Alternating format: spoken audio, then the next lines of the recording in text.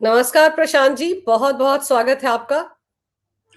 अंजू जी नमस्कार एंड वंदे मातरम आपके लिए भी और व्यूअर्स के लिए भी। वंदे मातरम। प्रशांत जी, भारत और अमेरिका के बीच जो डील हो रही थी, नहीं हो रही थी, कितने उतार-चढ़ाव देखे उस डील ने, अब आखिरकार हो गई। और जिस तरह से ये हुई है, सोमवार को आधी रात को फ़ोन किया डोनाल्ड ट्रंप ने पीएम मोदी को और उसके बाद डील हो गई, हर तरफ बल्ले-बल्ले है। जिन ग्रह नक्षत्रों में ये डील भारत के साथ हुई है, आपके हिसाब से उसका भविष्य क्या दिखता है? वाक़ई बहुत अच्छी डील है और लंबे समय तक चलेगी? अंजू जी मैंने बल्कि ये कहा भी था कि जैसे जैसे मार्च 2026 आता चला जाएगा, ट्रंप झुकते चले जाएंगे भारत के आगे। अगर लेकिन किसी को ये लगता है कि ट्रंप लंबे समय के लिए झुकेंगे, ऐसा नहीं है। अब आप देखिए ना, 140 करोड़ भारतीय हैं। आज एक ऐसा समय आ गया है पूरी दुनिया के लिए, चाहे वो यूएस हो, रशिया, चाइना, कोई भी कंट्री, भारत के बिना किसी देश की इकोनॉमी चल नहीं सकती। और कहीं न कहीं ट्रंप को भी ये मालूम चल गया है कि अगर भारत का साथ नहीं दिया, भारत के साथ नहीं रहे, तो इकोनॉमिक डाउनफॉल यूएसए में होना तय है। आप अंजू जी याद कीजिए, अभी आप ही के चैनल में आज से मैंने अराउंड 1.5 माह पहले कहा था कि जनवरी एंड के आसपास यूएसए में स्टॉक मार्केट में बहुत बड़ा फॉल होगा, मेटल्स गिरेंगे, गिरे। अब आप देखिए, ये यूएसए की कुंडली जो अभी खोली भी हुई है मैंने, इसके ऊपर कॉम्बिनेशन ही बने हुए हैं कि डी-डॉलराइज़ेशन, यूएसए में मार्केट का फॉल होना। और आपके चैनल में एक प्रेडिक्शन और दी थी मैंने कि जनवरी माह में बहुत बड़ी अनएम्प्लॉयमेंट, बड़ी-बड़ी कंपनियाँ लोगों को बड़े लेवल पे फायर करेंगी यूएसए में। आई नो आप सोच रहे होंगे कि इसका ट्रेड डील के साथ क्या लेना-देना है। अंजू जी बिल्कुल कनेक्शंस है, क्योंकि जब इतना बड़ा फॉल हुआ यूएसए में अभी, और चाइना की एक बहुत बड़ी गेम प्लान थी, यूएसए खुद मेटल्स के ऊपर एक गेम प्ले कर रहा था ताकि मेटल्स गिरें, डॉलर बढ़े। तो यूएसए को कहीं फ़ायदे होने थे, कहीं नुकसान होने थे। वो कहते हैं ना कि सब कुछ आपने हिट एंड ट्रायल कर लिए। आपने पूरी दुनिया के ऊपर टैरिफ खेल लिए, भारत के साथ भी खेल लिए। और भारत ने जब रिटेलिएट किया अच्छे तरीके से कि हम भी 25 या 30% लगाएँगे, तभी जाकर झुके ना ट्रंप, उससे पहले क्यों नहीं झुके? और यही तो है मंगल का प्रभाव भारत की कुंडली में, कि जब हम अपना पराक्रम दिखाएँगे, हम नहीं सुनेंगे किसी की, तब सामने वाला झुकेगा। लेकिन देखिए, ट्रंप की कुंडली में ऑलरेडी योग बने हुए हैं, जो अभी मैं कॉम्बिनेशन देख रहा हूँ। शुक्र के अभी पीरियड में है, गुरु में शुक्र का अंतर चला हुआ है, 12th हाउस में है। और अगर हम इस समय प्रत्यंतर में भी चले जाएँ इनकी कुंडली में, तो राहु का प्रत्यंतर सितंबर 2025 से 11 फरवरी 2026 तक, एंड इसके बाद आ जाएगा आपका जुपिटर का पीरियड, जुपिटर सेकंड हाउस में।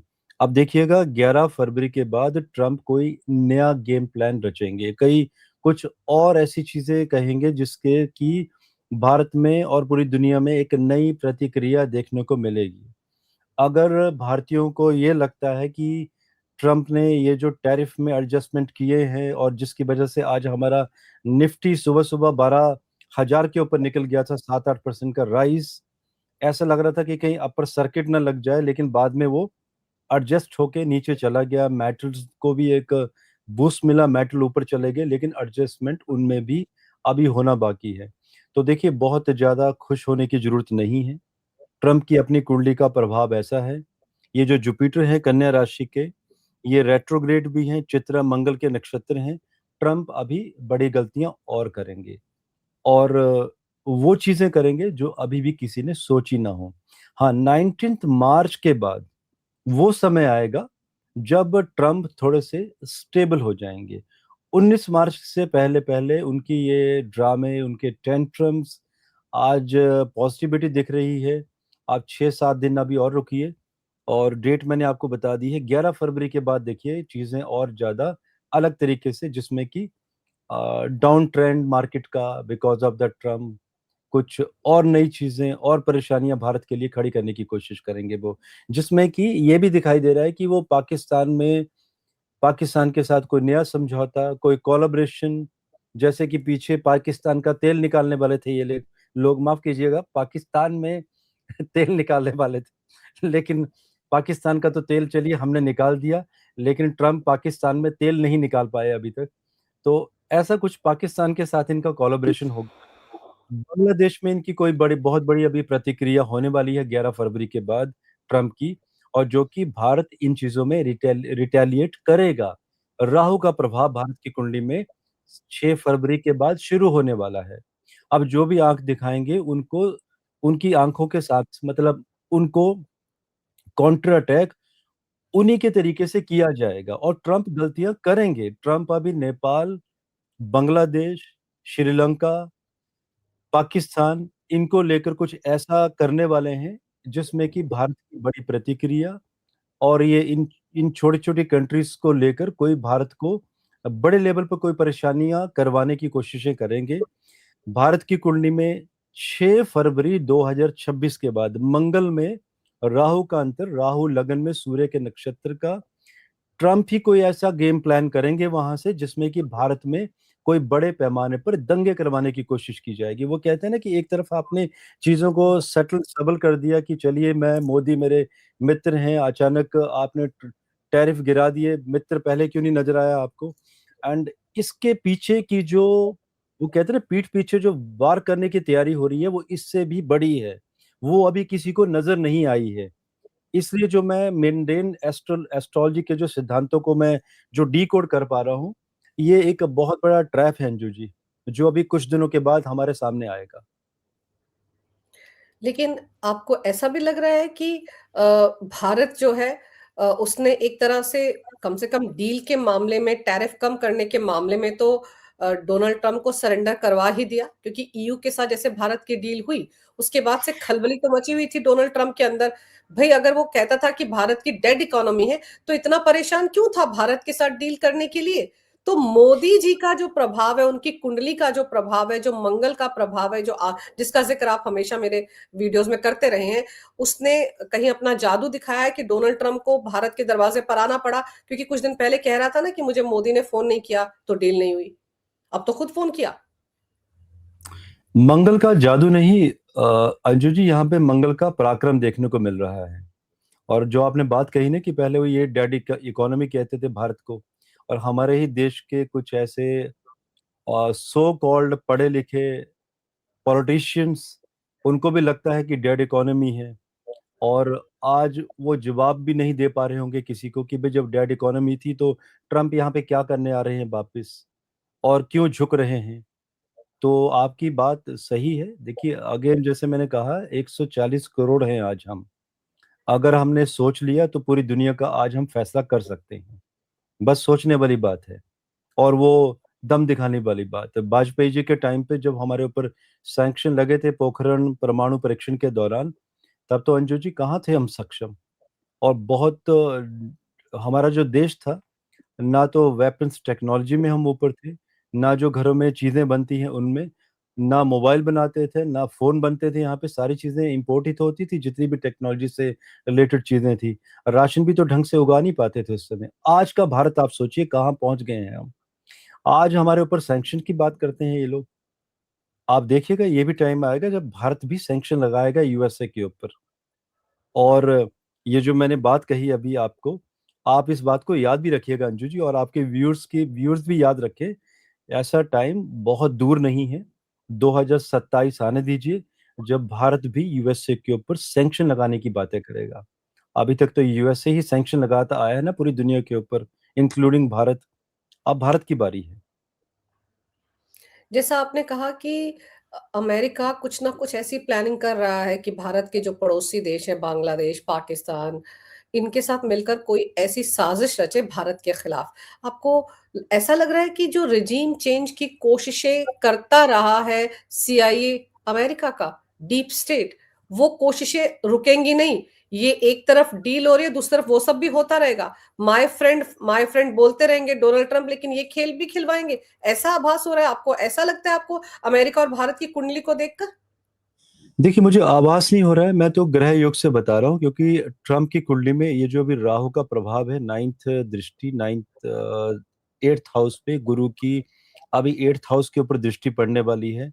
And Guru ninth tenth house को कनेक्ट करेगा। सूर्य राहु ट्रम्प की कुंडली में टेंथ हाउस में है। मैं लैपटॉप में कुंडली भी देख रहा हूँ, ट्रम्प की मेरे सामने पड़ी हुई है। और ट्रम्प की कुंडली में गुलिका एंड मांदी 12th हाउस में बैठे हुए हैं। वो कैसे ना आपका मस्तिष्क, आप एक तरफ मित्र कहते हैं, दूसरी तरफ आप खंजर डालते हैं किसी की पीठ के पीछे। ये वही साजिशें चल रही हैं आप अभी इस समय। और ये जो अभी ट्रेड डील हुई है, इसी डील के 5 या 6 दिन पहले साजिशें रची जा चुकी हैं। और इन साजिशों का एग्जीक्यूशन 11 फरवरी के बाद हम लोगों को देखने को धीरे-धीरे मिलेगा। और देखिए, ट्रम्प ऐसे नहीं है कि चीज़ों को होल्ड कर सके। कहते हैं ना कि जब आप कोई बड़े कार्य करते हैं तो आपको संजो के रखनी होती हैं चीज़ें। ही विल रिएक्ट इमीडिएटली 11 फरवरी 2026 के बाद। और जो रिएक्शंस होंगे, पूरी दुनिया को इंक्लूडिंग भारत पता चल जाएगा कि ये जो भी हमारे आस-पड़ोस से हुआ है, ये ट्रम्प का ही किया धरा है। अभी आप ये चीज़ देखिए कि जैसे डोनाल्ड ट्रंप ने अपने जो पोस्ट किया था आधी रात को, दिन था वहाँ पर लेकिन भारत में तो आधी रात थी, कि वेनेजुएला से तेल खरीदेगा भारत, रशिया से नहीं खरीदेगा। तो भारत की कुंडली रशिया के साथ रिश्तों को कैसे दिखाती है आपके हिसाब से? पुतिन के साथ मोदी के रिश्ते, क्या वहाँ पर कहीं कोई दरार आएगी इस ट्रेड डील के बाद, ऐसा दिखता है? अंजू जी, आपने एक ऐसा क्वेश्चन पूछ लिया जिसके ऊपर ना मेरी रिसर्च चल रही है कुछ दिनों से। मैं वो टाइमिंग निकाल रहा हूँ, उस समय जब इंदिरा गांधी ने रशिया के साथ संधि की थी। और ऐसे ही कॉम्बिनेशन मुझे दोबारा दिखाई दे रहे हैं भारत की कुंडली में कि भारत रशिया के साथ युद्ध संधि करेगा। अभी वो इस वर्ष करेगा या अगले वर्ष करेगा, बस उसी का ही मैं विश्लेषण निकाल रहा हूँ, पुराने पैटर्न देख रहा हूँ, कई देशों के जिनके बीच में युद्ध संधि हुई है। तो एक मंडेन का ये एक रिसर्च पार्ट है। बस अराउंड 1 से डेढ़ माह में मैं मुझे पता है उस पॉइंट पे मैं पहुँच जाऊँगा। एंड आपसे प्रॉमिस है, आपके चैनल पे ही ये मैं प्रेडिक्शन दूँगा सबसे पहले कि भारत रशिया के साथ, रशिया भारत मतलब दोनों कंट्रीज़, कब वो समय आएगा जब युद्ध संधि होने वाली है। अंजू, जब युद्ध संधि होती है 2 देशों में तो वो कहते हैं ना कि चोली दामन का साथ होता है। फिर तो क्या हम आपसे लें, क्या किसी से, कौन से सैंक्शंस, वो बातें कहाँ रहेंगी। अब बात आती है तब की कि जब संधि होगी तब देखेंगे। आज की क्या बात हो रही है? नहीं, भारत रशिया से तेल लेना बंद नहीं करेगा। अगर किसी को ये दिखाई देता है कि अभी पहले 100% लेते थे, अब 75 हो गया है। देखिए, अगेन जो हम करना चाहते हैं, भारतीयों की बात कर रहा हूँ, पूरे भारत की, भारत वही करेगा। अगर डिप्लोमैटिक प्लेटफ़ॉर्म पे अगर आपको कोई डिप्लोमैटिक भाषा बोलनी होती है, अगर पड़ती है और ज़रूरत पड़ती है उसकी, तो बहुत ज़रूरी भी होता है, करते भी हैं आप। देखिए, आजकल ना अंजू जी, वो झूठ का जो कीवर्ड था ना, शब्द, उसको हुँ। डिप्लोमैटिक शब्द में तब्दील कर दिया गया है। समय की माँग भी है। तो आजकल डिप्लोमैटिक कहा जाता है। भारत तेल लेना बंद नहीं करेगा। अब बाद में हो सकता है कि लोग आपके चैनल में आएँ, ये भी कहें, यही व्यूअर्स जो अभी देख रहे हैं, कि नहीं, जो मैंने कहा था ऐसा नहीं हो रहा है, बल्कि भारत ने तेल लेना बंद कर दिया है। अब देखिए, जो जियोपॉलिटिकल चीज़ें देखते हैं, समझते हैं, डिकोड करते हैं, बहुत सारे लोग समझदार हैं। मेरा इशारा समझ भी गए होंगे मैं क्या कहना चाहता हूँ। बस ये कहना चाहता हूँ कि भारत ऑन पेपर तेल लेना बंद कर देगा, लेकिन तेल लेता रहेगा। उसमें कोई कमी नहीं आएगी। भारत अच्छी तरह से डिप्लोमेसी का इस्तेमाल करेगा। जो डोनाल्ड ट्रंप देखना चाहते हैं उसको दिखाएगा भी। लेकिन अंदर खाने भारत भी तो अपने हिसाब से, अपने फ़ायदे के हिसाब से चलेगा। लेकिन एक चीज़, जो हमारा विपक्ष है, हमारे एक नेता प्रतिपक्ष हैं, जो हर चीज़ में मीन मेक निकालते हैं। पहले डील नहीं हो रही थी, तो डील क्यों नहीं हो रही है? फिर जब डील हो गई, तो क्यों आधी रात के टाइम हुई, अभी क्यों हुई?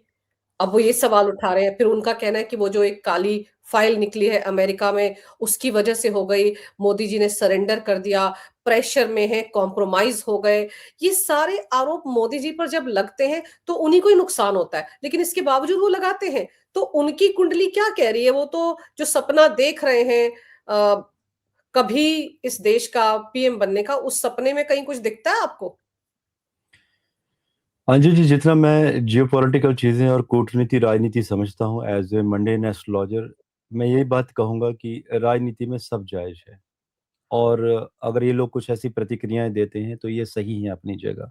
क्योंकि कहीं न कहीं एक डिस्टर्बेंस क्रिएट हो गई है कि भई आपने 60 साल राज किया इस देश के ऊपर। अभी पिछले 3 बारी में 3 टर्म्स में लगातार मोदी जी जब सत्ता संभाल रहे हैं, तो एक फ़ियर भी क्रिएट हो गया है ऑपोज़िशन में कि भई हमारा नंबर कब आएगा?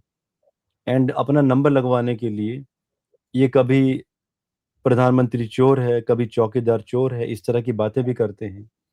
और आई एम श्योर इनके भी कोई एस्ट्रोलॉजर होंगे, या तो उन एस्ट्रोलॉजर्स को इन्हें प्रेडिक्शन देने नहीं आ रही है, और उन एस्ट्रोलॉजर्स को भी समझना होगा कि ये जो नेता प्रतिपक्ष हैं, इनको ये समझाएँ कि जिस व्यक्ति की कुंडली में, अर्थात मोदी जैसे व्यक्तित्व जिनकी कुंडली में जब षष्ठेश मंगल, नाइन्थ लॉर्ड भाग्यस्थान के साथ, चंद्रमा के साथ लगन में चला जाता है, तो ये एक्सट्रीम बहुत ही पावरफुल शत्रु हंता योग बनता है। शत्रु जितना कटाक्ष करेंगे, जितना भला बुरा कहेंगे, ऐसे व्यक्तित्व उतने ही ज्यादा राइज करते हैं।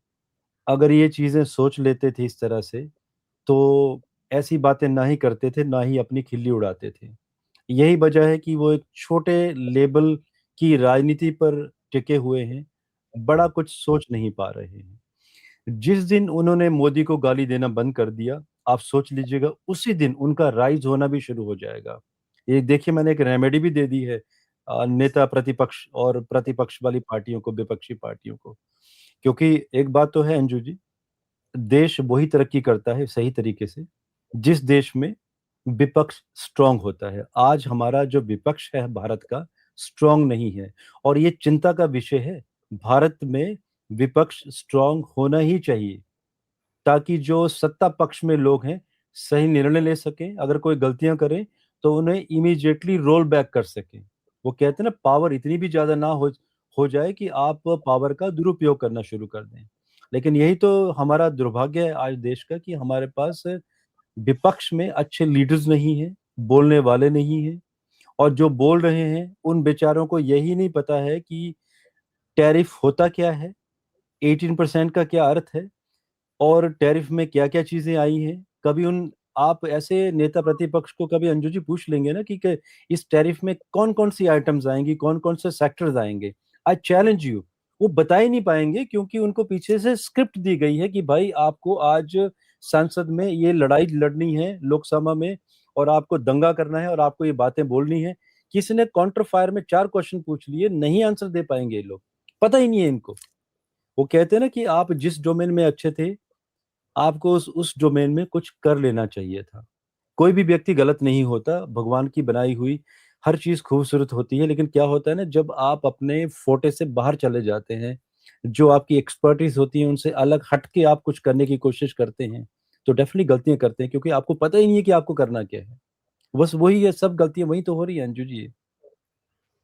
बिल्कुल सही कह रहे हैं आप सर। संसद के अंदर अगर आपको कुछ पर्टिकुलर विषय पर बोलने से मना किया जाता है कि आप ये बात जो किताब छपी नहीं है, उसके अगर आप हवाला देकर कोई बात कह रहे हैं, आप कह ही नहीं सकते। आप सोचिए कि देश की सुरक्षा को भी आप ताक पर रख रहे हैं। तो ऐसे शख्स जब बाहर निकलते हैं और फिर जब पत्रकार उनसे सवाल पूछते हैं कि सर, जब एक्स आर्मी चीफ नरवणे की किताब लिखी नहीं गई है, तो आप उसका उल्लेख कैसे कर रहे हैं? तो कहते हैं आप बीजेपी का एजेंडा चलाते हैं, आप बीजेपी के सवाल पूछ रहे हैं। तो आप उल्टा जवाब दें ना उनको कि क्यों आपने उसको उसके बारे में उसका रेफरेंस दिया।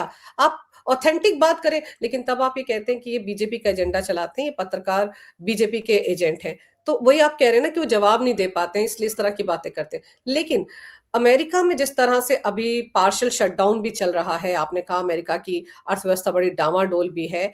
तो अमेरिका में और जिस तरह से अभी हाल-फिलहाल में हमने देखा सिल्वर, गोल्ड, मेटल्स में भयंकर तरीके से तबाही मच गई। आप सोचो एक ही घंटे में कहीं 20% कम हो गया गोल्ड का, कहीं 40% सिल्वर गिर गया। तो ये सब क्या है? ये अब मार्केट कभी स्टेबल होगा या इस तरह की उथल-पुथल चलती रहेगी? अंजू जी, आपको कुछ याद है, मैंने प्रेडिक्शन दी थी आपके चैनल में कुछ? जी, मैंने इसी बारे में मेटल्स तो में। कहा था कि मैंने कहा तो था कि 17 जनवरी 2026 के बाद मेटल्स गिरेंगे, और हमारे एस्ट्रो कपूर चैनल में भी मैंने ये वीडियो दिया था, और उसके बाद कई लोगों की प्रतिक्रियाएं आई थी, क्योंकि 17 जनवरी के बाद बल्कि 3-4 दिन मेटल्स बढ़े थे, फिर थोड़े से करेक्ट हुए, और उसके बाद जो हाइक लगनी शुरू हुई, तो लोग इनफैक्ट मुझे क्वेश्चन पूछ रहे थे कि सर, आपने बताया था कि मेटल्स गिरेंगे 17 जनवरी के बाद इमीडिएटली, विद इन 1 वीक और 2 वीक टाइम, ये तो ऊपर जा रहे हैं। आपकी तो भविष्यवाणी गलत हो गई। आप देखिए जैसे ही 29 जनवरी आई, उसके बाद क्या हुआ, धमाके पे धमाके हो गए। एक्चुअली क्या होता है अंजू जी, मंडेन एस्ट्रोलॉजी है। जब हम किसी व्यक्ति की कुंडली देखते हैं तो उसको हम वैदिक ज्योतिष के तरीके से देखते हैं, वहां पर गलती होने के कोई चांस नहीं होते हैं अगर date of birth time perfect है। लेकिन जब हम किसी देश की कुंडली या मंडेन की प्रोडिक्शन पूरे नेचर के बारे में करते हैं, या मैथड्स, इस तरह की भविष्यवाणियां एमसीएक्स के ऊपर, तो थोड़ी बहुत 1-2% ऊपर नीचे प्रोडिक्शंस चली जाती हैं। अगर 18-19 जनवरी से मेटल्स में धीरे धीरे करेक्शन नहीं हुआ, तो 28 को हुआ ना, 10 दिन के बाद तो हुआ। तो जो लोग मुझे काफी समय से फॉलो कर रहे थे, उन्होंने समय पे अपनी पोजीशंस पकड़ ली थी। आज मुझे बहुत सारे धन्यवाद भी आ रहे हैं। यही बात होती है कि एक तो मंडेन, एज पर माई प्रोडिक्शन, ये चीज हो गई। दूसरा, क्योंकि ये होना ही था, प्रकृति ने तय किया हुआ था, जिसको हमने डी कोड कर लिया था। और दूसरा, एक गेम प्लान चल रहा था दोनों तरफ से। चाइना का गेम प्लान अपना चल रहा था, ट्रंप का अपना चल रहा था। ट्रंप वहां पे मार्जिन बढ़ाते जा रहे थे, चाइना अपना खेल खेल रहा था। चाइना फिजिकल फॉर्म में चीजों को इकट्ठी कर रहा था, यूएसए अपना पेपर में चीजों को ज्यादा बेच रहा था। और देखिए, अगेन हमें मानना होगा कि भारतीयों का अराउंड 5 लाख करोड़ रुपया विदेश में चला गया है। जिन लोगों को घर बनाना था या कुछ चीजें लेनी थी, गाड़ियां लेनी थी, अब देखिए हमारी इकोनॉमिक स्थिति, इकोनॉमिक डाउनफॉल अभी हमारे देश में कितना होगा because of this. Real estate sector immediate अभी फॉल करेंगे। पैसा ही खत्म हो गया। लोगों ने जो फ्यूचर में अपने पैसे लगाए थे, 5-10-10 करोड़, एक दिन में स्वाहा हो गए, अकाउंट माइनस में चले गए। अब आप सोचिए, जो उनके कोई प्लानिंग थे, किसी को घर लेना है, गाड़ी लेनी है, बच्चे को विदेश भेजना है, कॉलेज में भेजना है, कोई भी प्लानिंग, कैसे करेंगे अभी वो लोग? बिजनेस करना है किसी को। तो यही बात है कि ये होना ही था। ग्रह युग से युग बने हुए थे। चाइना यूएस की अभी आर आर पार की गेम चल रही थी। आप इसे ऐसे कर सकते हैं कि पहले जमाने में प्रथम विश्व युद्ध, द्वितीय विश्व युद्ध, आज भी वो तृतीय विश्व युद्ध ही चल रहा है, लेकिन ये एक इकोनॉमिक वॉर है। आप किसी देश का 5 लाख करोड़ रुपया लेके चले जाते हैं, तो आप मान के चलिए कि भारत के ऊपर भी ये इकोनॉमिक वॉर, एक युद्ध थोपा गया था, जिसमें कि ये लोग कामयाब हुए हैं, भारत की हार हुई है कहीं ना कहीं। भारत की सरकार को भी चाहिए कि स्टॉक मार्केट में, सट्टा बाजार में कोई रूल रेगुलेशन बनाई जाए, क्योंकि भारतीय लोग, 95% लोग अपना पैसा स्टॉक मार्केट में गवा देते हैं। तो अंजू जी, से मैंने थोड़ा सा अलग तरीके से परिभाषित किया है आपके क्वेश्चन को, मंडेन से भी, प्रकृति से भी, एंड चाइना और यूएस का आपस में जो द्वंद चल रहा है अभी। तो अभी ये जो द्वंद चल रहा है, ये थमेगा? मार्केट में करेक्शन जो हुआ था, उसके बाद कुछ और भी देखने को मिलेगा? लोग जो पैसा लगाते हैं सिल्वर में, गोल्ड में, या कॉपर जैसे मेटल में, या बहुत सारे और प्रीशियस मेटल्स जिनको आप कहते हैं, पैसा लगाना उसमें सेफ होगा लोगों के लिए? कैसे देखा जाए? देखिए, अभी मैं देख रहा हूँ मेटल की स्थिति। अभी सुबह मेटल्स ऊपर चले गए थे, अभी थोड़ा सा फिर करेक्शन हुआ है। अभी थोड़ा थोड़ा सा लोगों को एक लुभावना मौका फिर दिया जाएगा कि मार्केट फिर स्टेबल हो रही है, फिर करेक्शन किया जाएगा 10 से 15-20% का। और ये गेम प्लान अभी चल रही है। और जो लोग संभल गए हैं, सुधर गए हैं, समझ आ गई है, वो तो एग्जिट कर गए हैं। एग्जिट क्यों ना करें अंजू जी, कई लोगों ने तो अकाउंट खाली करवा दिए। जो छोटे प्लेयर्स थे, जिन्होंने आस पड़ोस में देखा था कि भाई मेरा पड़ोसी एक बड़ी सी गाड़ी ले आया, 2 या 3 करोड़ की, मुझे भी लेके आनी है, क्योंकि वो स्टॉक मार्केट से लेके आया है, तो आस पड़ोस के लोगों को देख के कई लोगों ने पैसा लगाया। घर बेच के भी फ्यूचर एंड ऑप्शन में पैसे लगाए थे, सब खो दिए, खत्म हो गया सब कुछ। तो रही बात मेटल्स की, अब थोड़ा सा भी करेक्शन होना बाकी है। और रही बात अभी हमारे देश की स्टॉक मार्केट की, एक स्टेबल फॉर्म में आ चुकी है, धीरे धीरे अभी ऊपर जाना शुरू करेगी। डिफेंस सेक्टर हमारे देश के बढ़ेंगे। और आपके माध्यम से, आपके चैनल में, आपके व्यूअर्स के लिए मैं यही कहना चाहूंगा, मैंने अभी भी पहले, कुछ दिन पहले पहले भी कहा था, और ये बात मैंने हमारे 16 जनवरी 2026 का वीडियो आया था हमारे चैनल में। वो शायद सबको नहीं मिलेगा, क्योंकि मेंबर्स ओनली के लिए ही कुछ वीडियो रखे गए हैं, क्योंकि अदरवाइज भीड़ बहुत इकट्ठी हो जाती है, बिकॉज कुछ फाइनेंशियल चीज़ों के लिए कुछ ही लोगों को एक्सेस रहता है उन वीडियोस का।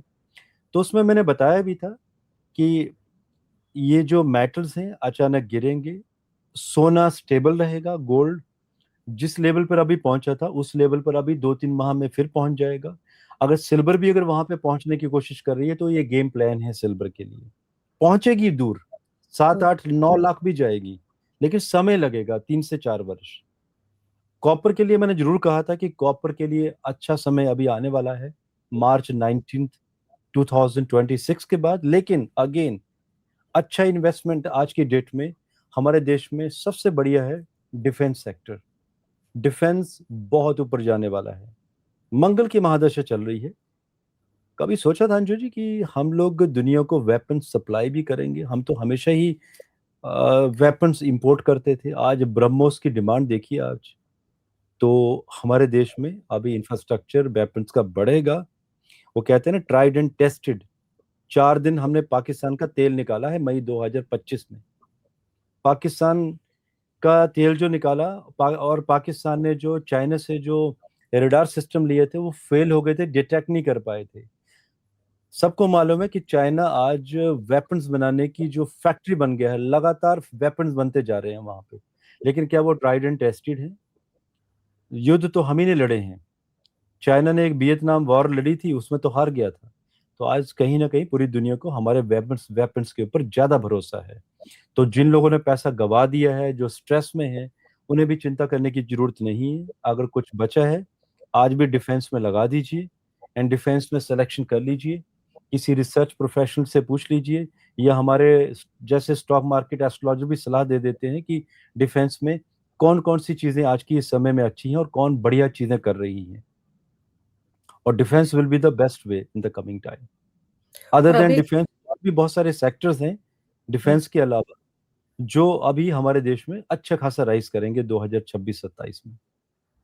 और फिर अभी बजट में डिफेंस बजट भी तो 15% बढ़ाया गया है। बिल्कुल। वो भी तो मतलब आप सोचिए ना कि किस लिए बढ़ाया गया, कि प्रोडक्शन होगा। और रशिया तो अभी SU-57 भी भारत लेने वाला, डील होने वाली है। और को प्रोडक्शन होगी भारत में, ब्रह्मोस की भी जैसे प्रोडक्शन भारत में लखनऊ में हो रही है। तो ये सब चीजें ऐसी हैं जिनमें आप सही कह रहे हैं कि जो इन्वेस्ट करना चाहते हैं वो इन्वेस्ट कर सकते हैं। लेकिन हमारे देश में, मैं फिर आपको अपने ऑपोजिशन लीडर की तरफ लेके जाऊंगी। डिफेंस को हमेशा टारगेट किया जाता है, फोर्सेस को। सेना पर सवाल उठाए गए।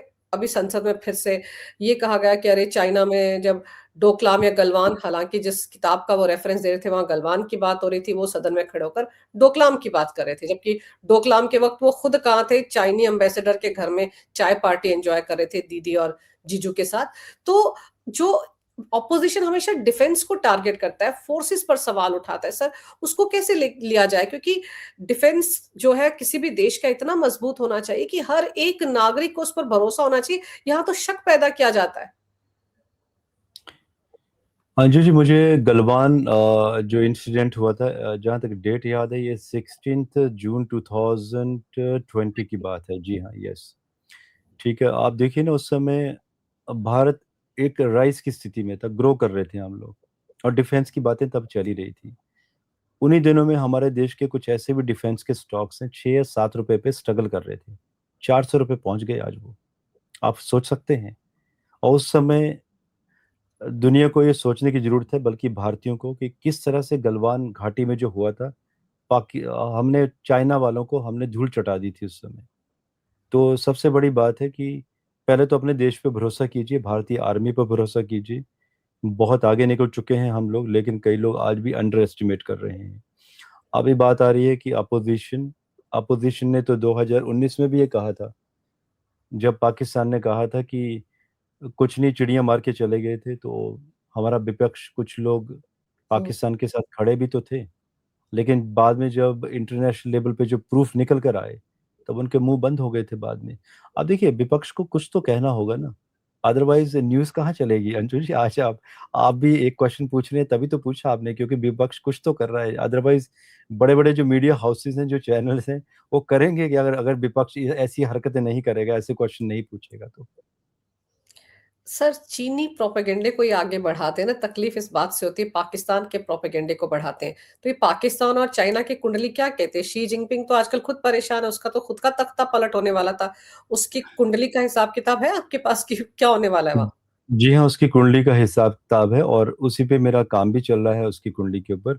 मैं भी शायद 5-7 दिनों में या जल्द ही मैं उसके ऊपर वीडियो देने वाला हूँ कि तख्ता पलट किस तारीख के आसपास होगा इसी वर्ष में। तो विश्लेषण चल रहे हैं मेरे उसके ऊपर। और पाकिस्तान के साथ भारत के रिश्तों को इस डील के बाद आप कैसे देखते हैं? क्योंकि पाकिस्तान में बड़ी मिर्ची लगी हुई है कि चापलूसी तो डोनाल्ड ट्रम्प की हम करते रहे और डील ले गया भारत। देखिए, पाकिस्तान खतरा नहीं है आज की डेट में हमारे लिए, खतरा हमारे लिए चाइना है आज की डेट में। अगर चाइना के साथ हमारे रिश्ते अच्छे हुए हैं बिकॉज़ ऑफ डोनाल्ड ट्रम्प ने हमें हमारे ऊपर टैरिफ लगाए थे, तो ये मत सोचिए कि चाइना हमारा कोई हमारे लिए कोई फ़ेवर करेगा या हमारे लिए खड़ा रहेगा, जी नहीं। चाइना ने पाकिस्तान को वो कहते हैं ना एक छापामारी युद्ध के लिए एक पाकिस्तान को खड़ा किया है, तो हमें पाकिस्तान से कोई खतरा नहीं है, चाइना से खतरा है। पाकिस्तान से क्यों खतरा नहीं है? सबको पता है, आपको भी पता है, मुझे भी पता है, 4 दिन लगातार हम स्ट्राइक करते रहे। क्या जवाब दे पाए अंजू जी? कोई मुझे बताइए कि कोई एक नुकसान बताइए उन 4 दिनों में जो भारत का हुआ हो।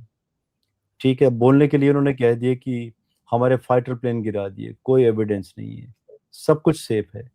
हमारे बॉर्डर्स में इनके जो ड्रोन्स हैं, जो टर्की ने धोखा दिया हमें, इनको दिए गए थे, वो हमारे सुदर्शन ने हर एक ड्रोन को गिरा दिया। वो भी वो वाले ड्रोन जो रेडार पे नहीं आ पाते थे। तो पाकिस्तान से खतरा है कहाँ पर हमें? इतने सारे उनके एयर बेसिस को तबाह कर दिया हमने। वहीं से तो मिर्ची लगी ट्रंप को, क्योंकि हैंगर में कुछ उनका भी तो सामान था वहां पर। नूर खान एयरबेस। जी हाँ, बिल्कुल।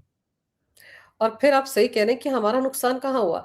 जिस राफेल विमान को गिराने की बात ये कर रहे थे, नंबर दे रहे थे, वो तो 26 जनवरी के दिन उड़ानें भर रहा था। एग्जैक्टली, बिल्कुल। और देखिए वही तो बात है ना, देखिए पाकिस्तान को भी तो जीतने देंगे ना हम, उसको भी तो जीतने दीजिए ना अंजू जी। हम जीते हैं, हम ये नहीं कहेंगे कि हम युद्ध में जीते हैं, जी नहीं।